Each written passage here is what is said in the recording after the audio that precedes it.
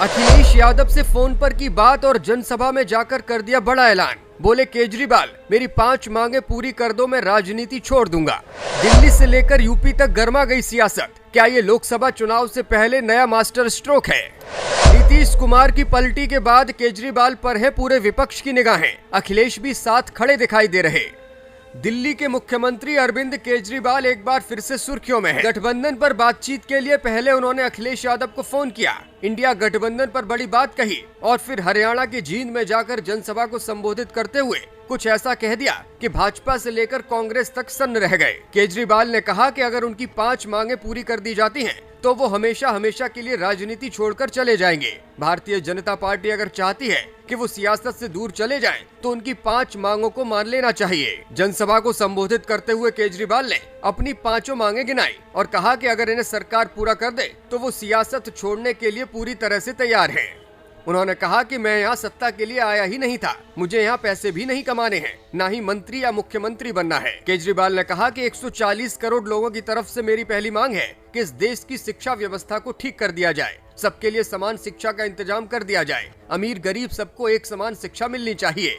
दूसरी मांग ये है कि पूरे देश के अंदर सबको अच्छा इलाज मिलना चाहिए, फिर चाहे वो गरीब हो या अमीर, सारे देश के अंदर अस्पताल ठीक कर दो, केजरीवाल सियासत छोड़ देगा। केजरीवाल ने अपनी तीसरी मांग बताते हुए कहा कि महंगाई कम कर दी जानी चाहिए। महंगाई जिस दिन देश से चली जाएगी, उसी दिन केजरीवाल राजनीति से चला जाएगा। चौथी मांग का जिक्र करते हुए केजरीवाल ने बताया, हर हाथ को रोजगार दे सरकार। 5वीं मांग के बारे में केजरीवाल बोले कि देश में बिजली काफी महंगी है, गरीबों को बिजली मुफ्त दी जाए, पूरे देश में बिजली 24 घंटे आनी चाहिए। अगर ये सारी मांगे मेरी पूरी हो जाती हैं, तो फिर मैं सियासत छोड़कर चला जाऊंगा। अरविंद केजरीवाल ने बीजेपी पर निशाना साधते हुए कहा कि ये सबसे ज्यादा आम आदमी पार्टी के पीछे पड़े हुए हैं। केजरीवाल ने पूछा कि आखिर हमारी पार्टी का कसूर क्या है? हम इस देश की शिक्षा व्यवस्था को बदलना चाहते हैं, क्या ये हमारा कसूर है? हम इस देश की स्वास्थ्य व्यवस्था को बेहतर करना चाहते हैं, क्या ये भी हमारा कसूर है? केजरीवाल ने मंच से कहा कि जब से मैं राजनीति में आया हूँ, तभी से ये लोग हमारे पीछे पड़े हैं। साल 2015 में हमारी सरकार बनी थी,